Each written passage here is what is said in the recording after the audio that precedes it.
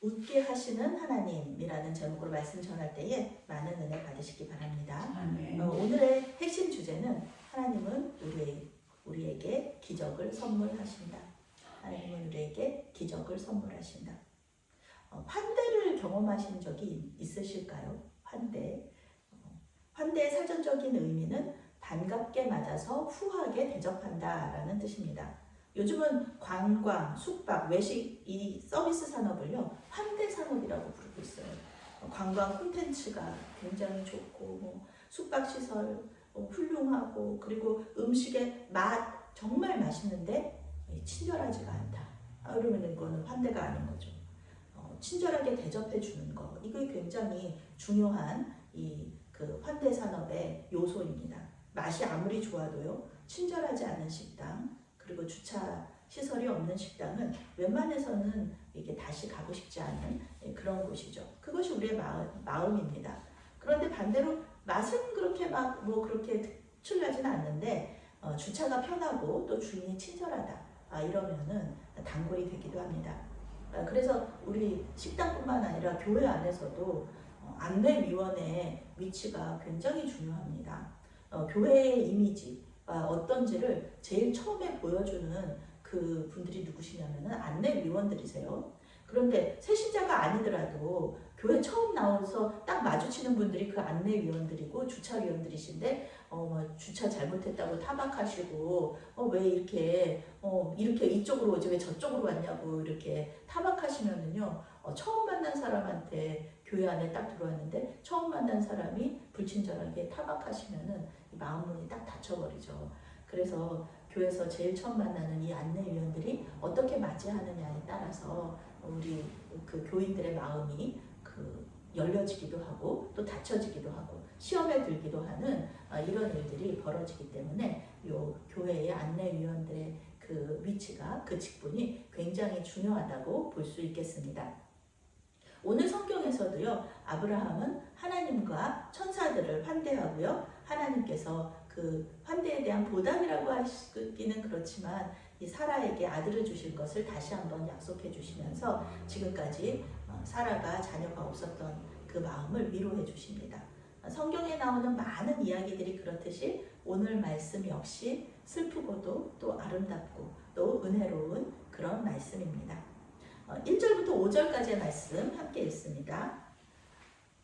여호와께서 마므레의 상수리 나무들이 있는 곳에서 아브라함에게 나타나시니라. 날이 뜨거울 때에 그가 장막문에 앉아 있다가 눈을 들어본즉 사람 셋이 맞은편에 서 있는지라. 그가 그들을 보자 곧 장막문에서 달려나가 영접하며 몸을 땅에 굽혀 이르되 내 주여 내가 주께 은혜를 입었사오면 원하건대 종을 떠나 지나가지 마시옵고 물을 조금 가져오게 하사 당신들의 발을 씻으시고 나무 아래에서 쉬소서. 내가 떡을 조금 가져오리니 당신들의 마음을 상쾌하게 하신 후에 지나가소서.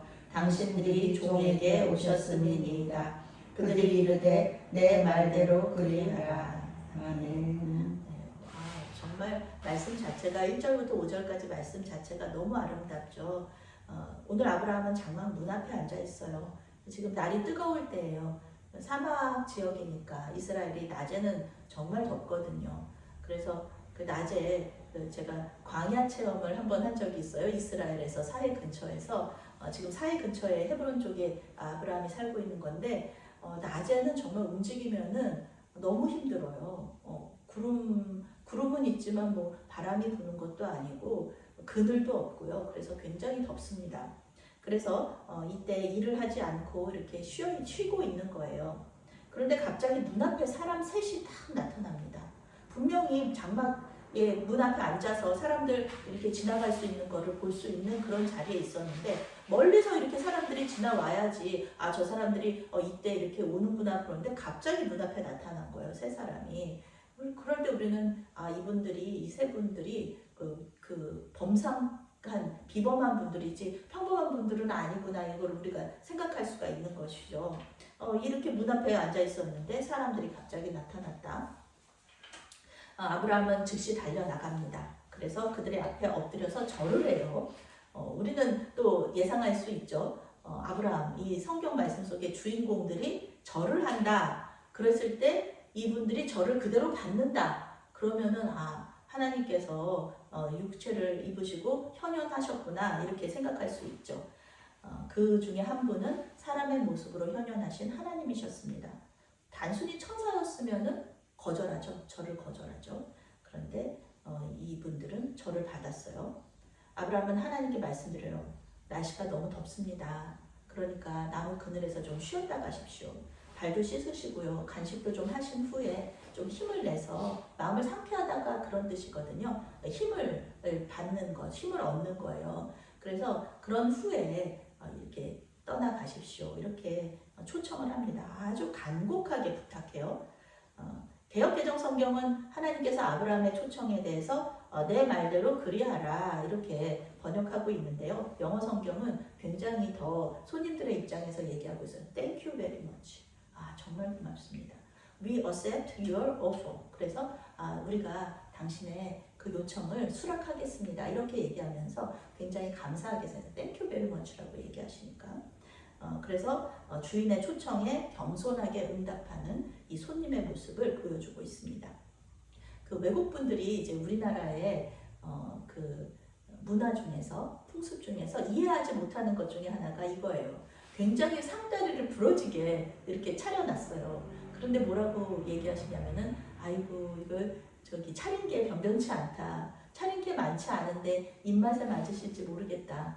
이렇게 얘기하는 것이 이 외국인들의 생각으로는 아니 저렇게 상다리를 부러지게 차려놓고 차린 것이 별로 없다? 이렇게 하는 거는 좀 이해할 수가 없다. 이렇게 말하는 건데요. 그거는 이제 우리나라가 갖고 있는 그 겸양의 표현이죠. 이 주인들이 이렇게 손님을 대접할 때 손님들이 부담스럽지 않게 생각하기 위해서 이렇게 얘기하죠.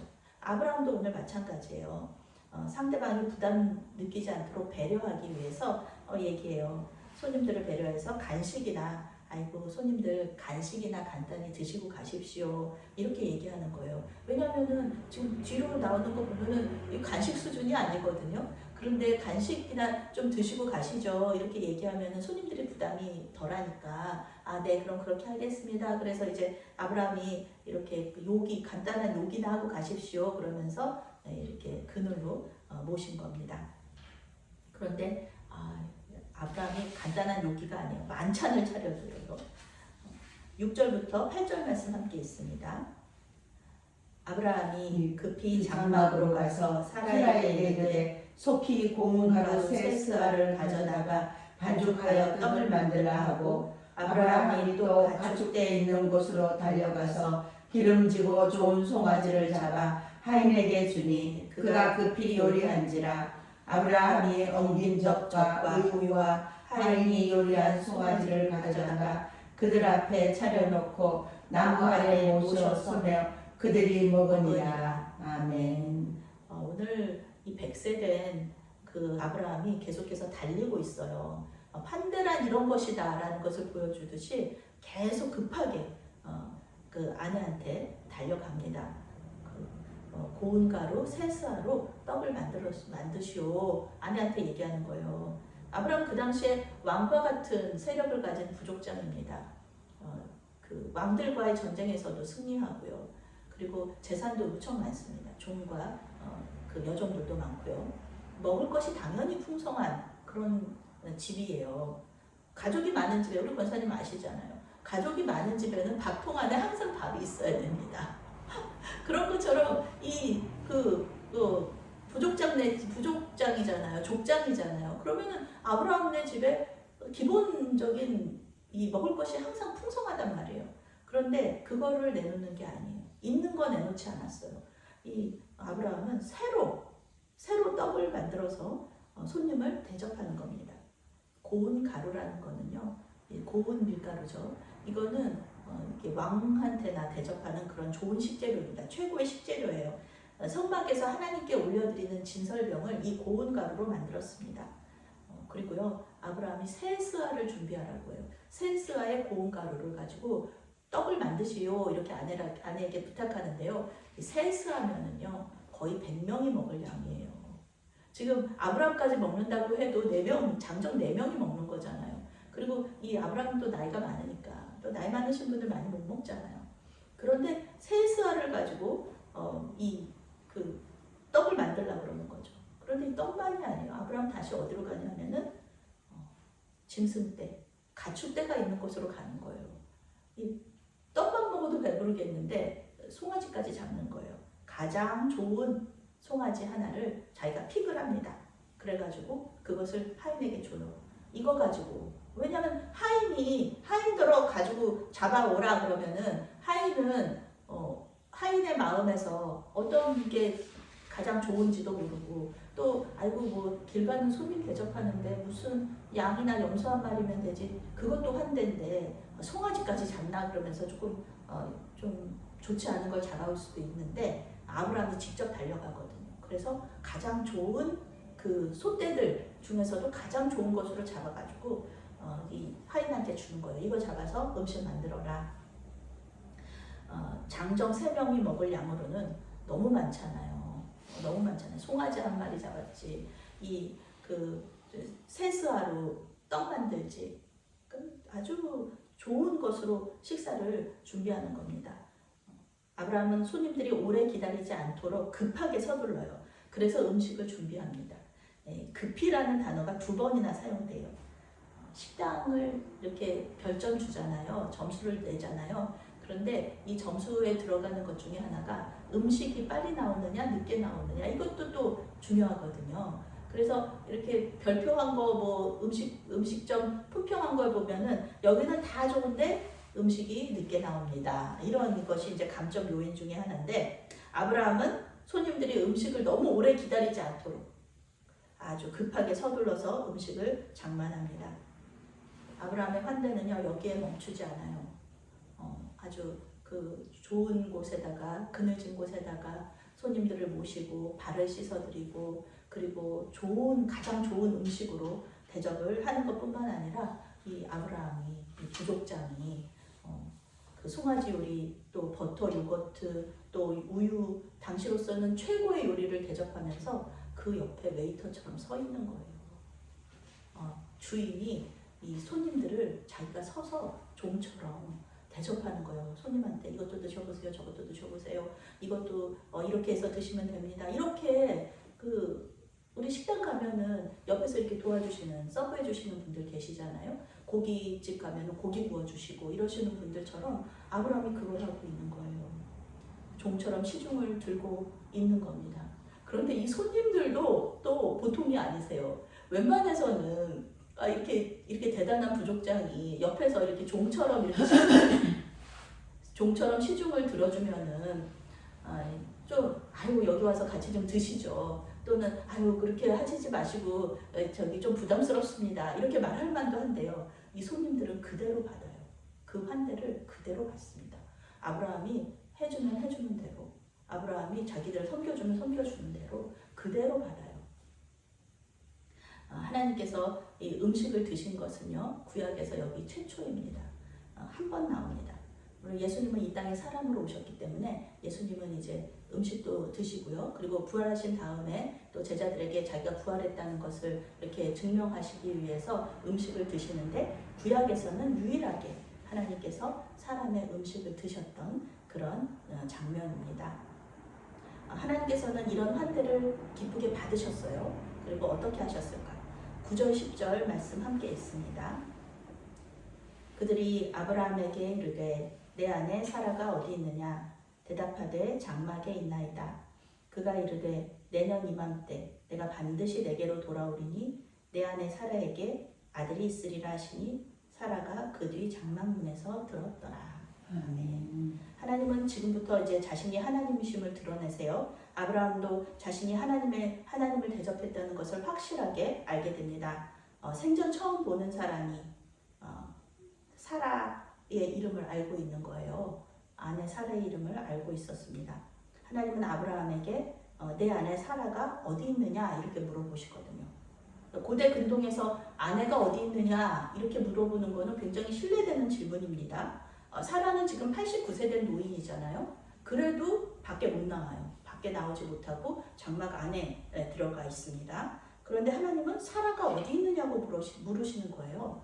이거는 뭐 하나님 전지전능하신 하나님이신데 사라가 어디 있는지 몰라서 물으시는 것이 아니라 사라에게 할 말이 있으니 이제부터는 내가 아브라함과 이야기하는 것이 아니라 너와 이야기하는 것이다.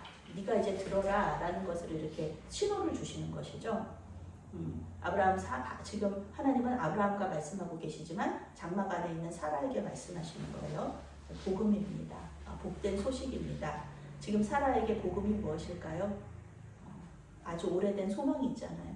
그 소망, 이루어지지 않은 소망. 하나님께 약속을 받았지만 25년 가까이 기다렸지만 아직까지 하나님께서 들어주시지 않은 것. 그것은 무엇이냐 하면 아들에 대한 소망입니다.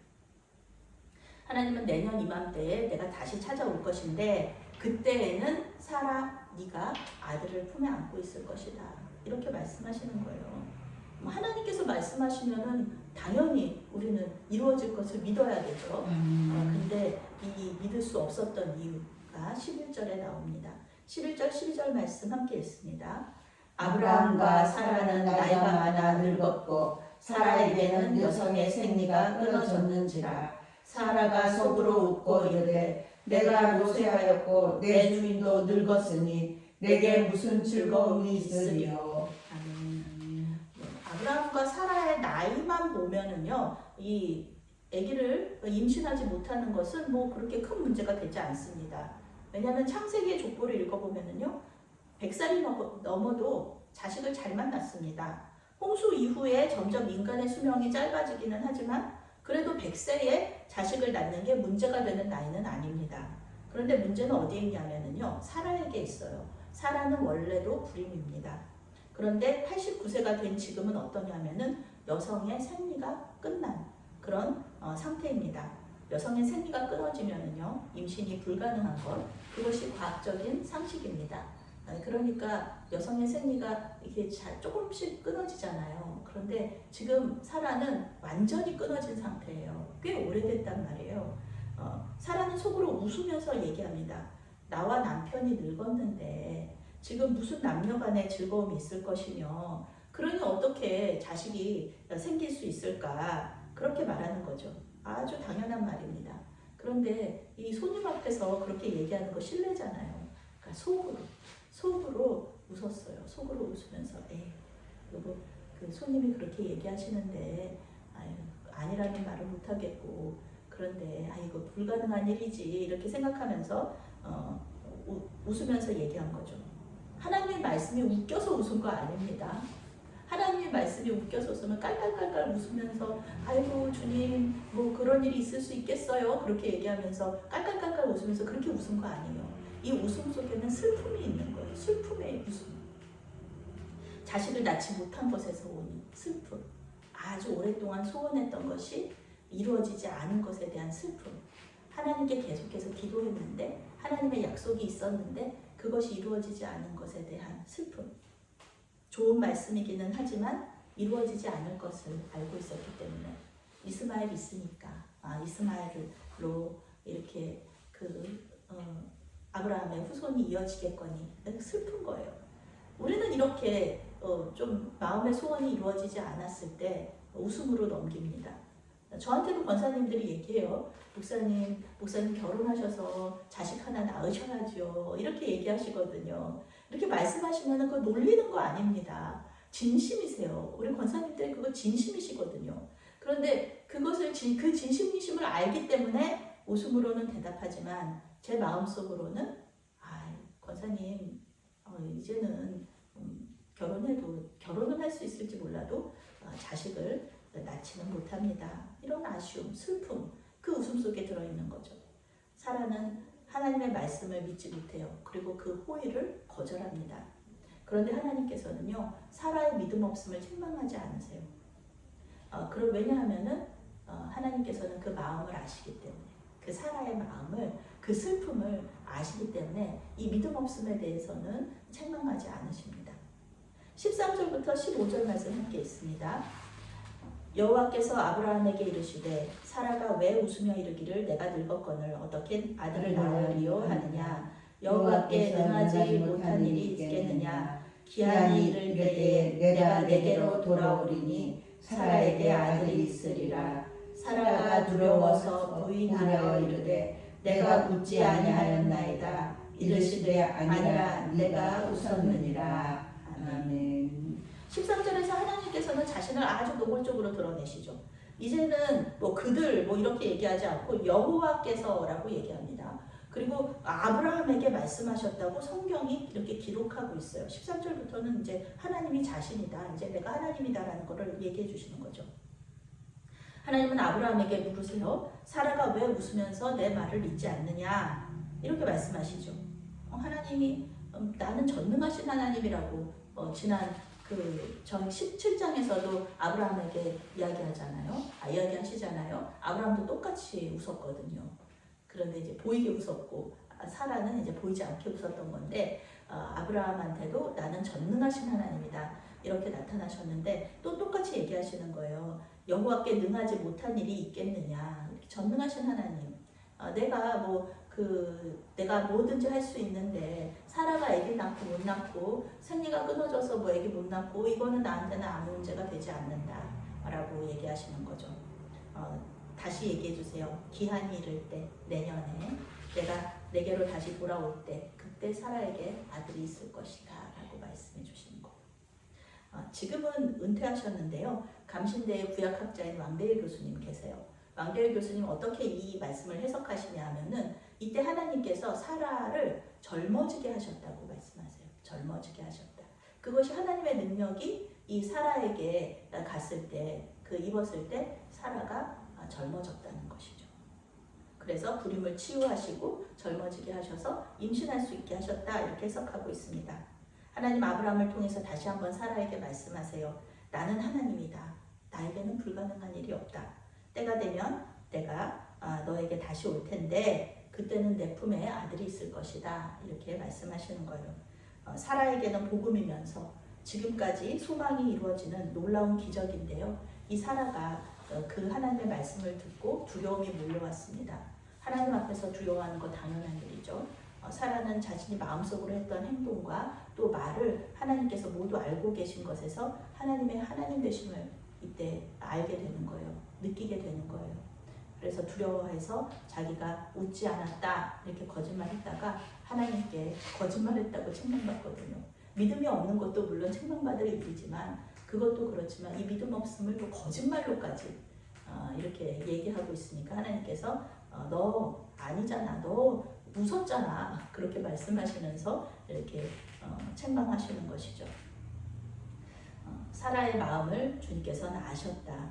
지금 사라가 슬픔과 아쉬움에 웃음을 짓고 있지만 내년에는 아들을 품에 안고 정말 기쁨과 감사함에 웃음을 짓고 있을 것이라는 것을 우리 주님께서는 미리 알고 계시죠. 우리 주님께서는 뭐 과거, 현재, 미래가 한꺼번에 다 아시는 분이시니까 지금 이렇게 슬픔 속에서 자조적인 웃음을 하고 있지만 이제 내년에는 그 기쁨의 웃음을 짓고 있을 사라를 우리 하나님께서는 보고 계시는 거예요. 이게 믿음이거든요. 믿음이거든요.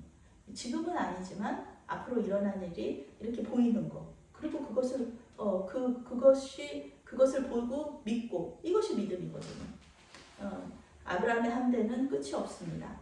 아브라함은 손님들이 가시는 길을 배웅하면서요. 소돔이 내려다 보이는 곳까지 함께 걸어갑니다.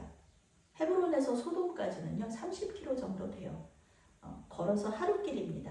그런데 물론 이제 아브라함이 끝까지 소돔까지는 같이 가지 않죠. 그렇지만 이 동행하지는 않지만 소돔이 보이는 곳까지는 갔다는 겁니다. 뭐 거의 20km, 15km, 20km를 함께 걸었다고 볼 수가 있는 것이죠. 16절부터 19절 말씀 함께 있습니다. 그 사람들이 거기서 일어나서 소돔으로 향하고 아브라함은 그들을 전송하러 함께 나가니라. 여호와께서 이르시되 내가 하려는 것을 아브라함에게 숨기겠느냐. 아브라함은 강대한 나라가 되고 천하 만민은 그로 말미암아 복을 받게 될 것이 아니냐. 내가 그로 그 자식과 건소에게 명하여 여호와의 도를 지켜 의와 공도를 행하게 하려고 그를 택하였나니라. 이는 나 여호와가 아브라함에 대하여 말한 일을 이루려 함이라. 아멘. 이제 아브라함의 환대에 대해서 하나님은 왜 아브라함을 선택하셨는지를 그 이유를 처음으로 말씀해 주십니다. 하나님은 아브라함과 그 후손을 통해서 영광 받으시고 예배 받으시기 위해서 아브라함을 선택하셨다. 이렇게 말씀하십니다. 아담에게 소망을 두셨지만 배신당하셨죠. 노아와 그의 세 아들에게 소망을 두셨지만 역시 그들도 하나님을 잊어버리고 맙니다. 이제 하나님은 아브라함과 그 후손들이 하나님을 잘 믿게 하시려고 아브라함을 선택하십니다. 하나님의 선택은 그것으로 끝이 아니에요. 약속과 순종과 성취, 이 패턴이 성경 속에서 드러나고 있어요. 하나님께서 약속하시면은요, 하나님의 그 약속에 대해서 사람이 순종하는 거고요. 그리고 그 순종을 보시고 하나님께서 그 약속을 성취시켜 주시는 것. 이것이 성경에서 나오는 원리이자 패턴입니다. 아브라함과 그 자손은 하나님을 잘 믿어야 돼요. 그리고 그때 아브라함에게 약속하신 그 모든 약속이 이루어질 겁니다. 아브라함으로부터 왕들이 태어날 거고요. 이 가나안 땅이 아브라함의 자손에게 상속이 될 거고요. 아브라함의 자손을 통해서 예수님께서 태어나실 것. 이 모든 것들이 하나님을 잘 믿는 이 민족이 되어야지만 이런 모든 일들이 이루어질 것이다라는 것을 이 하나님께서 말씀하고 계셔요. 클레르보의 베르나르라는 중세시대 수도자가 있습니다. 버나드라고도 번역합니다. 이 사람은 사랑이라는 개념에 대해서 굉장히 관심이 많았어요. 그래서 그는 신을 사랑하는 것에 관하여라는 논문을 썼습니다. 거기서 어떻게 하면 하나님을 사랑해야 하는, 어떻게 하나님을 사랑해야 될지, 그리고 왜 하나님을 사랑해야 될지를 자세하게 기록했어요. 베르나르는 하나님께서 우리를 먼저 사랑하셨기 때문에 우리도 하나님을 사랑해야 한다. 이렇게 말합니다. 그리고 하나님 사랑의 최고봉, 그것은 하나님께서 우리를 사랑하신 것처럼 우리가 우리 자신을 사랑하고 또 이웃을 사랑하는 것, 그것이 하나님을 사랑하는 그 사랑의 최고봉이라고 이야기하고 있습니다. 예수님께서 목숨을 바쳐서 구원해 주신 사람이들이잖아요. 우리가 하나님께서 자기만큼 사랑하시는 분, 그런 예수님을, 독생자 예수님을 보내셔서 우리를 구해 주셨잖아요. 그런데 우리가 우리 자신을 미워하거나 사랑하지 않으면 안 됩니다.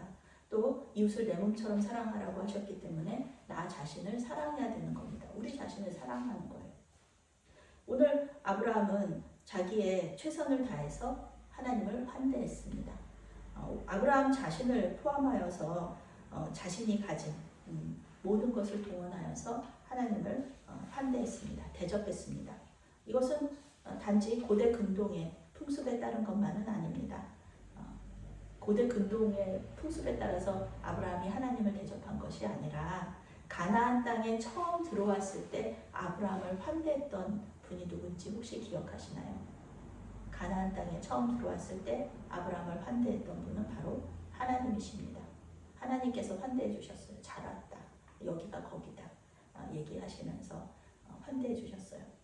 아브라함을 거부로 만드시고 강력한 군사력을 가질 수 있도록 도와주신 분도 하나님이십니다. 아브라함 자신이 하나님께 환대를 받았기 때문에 하나님께 환대를 배워서 부지중에 이 하나님을 환대한 것입니다. 요한복음 1장에는요, 예수님을 만나서 그분의 집에서 환대를 받는 세례 요한의 제자 2명이 나옵니다. 예수님을 메시아로 고백하게 되고요. 나중에 그 다음날 다른 사람들에게 우리가 메시아를 만났다 이렇게 전해요. 고향에서 올라온 가난한 청년 목수가 뭐 얼마나 대단한 것들을 대접했겠습니까? 그런데 이 두 사람이 예수님과 함께 하룻밤을 딱 보내고 나서 친구들에게 예수님이 그렇게 대망하던, 우리가 그렇게 대망하던 메시아라고 전하거든요. 하나님께서 기뻐하시는 환대는요, 그게 뭘 엄청나게 대접하는 것이 아니라 그 하나님의 말씀과 그 하나님과의 그 있는 그 교제 가운데 이 기쁨이 있다는 거예요. 즐거움이 있다는 거예요. 웃음이 있다는 겁니다. 가장 좋은 환대는 웃음을 주는 것입니다. 우리 주님께서는 자신이 메시아라는 것을 이 제자들에게 얘기하시면서 제자들을 환대하셨습니다. 오늘 아브라함은 하나님을 환대했다고 생각했지만 결국 아브라함과 사라를 환대하신 분은 하나님이십니다. 오늘 어버이 주일입니다. 우리 어버이 되시는 하나님을 깊이 사랑하시기 바랍니다. 아멘. 우리를 환대해 주시는 하나님, 우리를 위해서 목숨을 바치시는 그런 하나님, 그분의 환대에 대해서 우리는 깊이 감사해야 될 것입니다. 그 사랑이 하나님을 웃으시게 할 것입니다. 부모님이 우리를 먼저 사랑하셨듯이 하나님은 우리를 먼저 사랑하셨고 그분이 먼저 우리를 웃게 하셨다는 것, 그것을 잊지 마세요.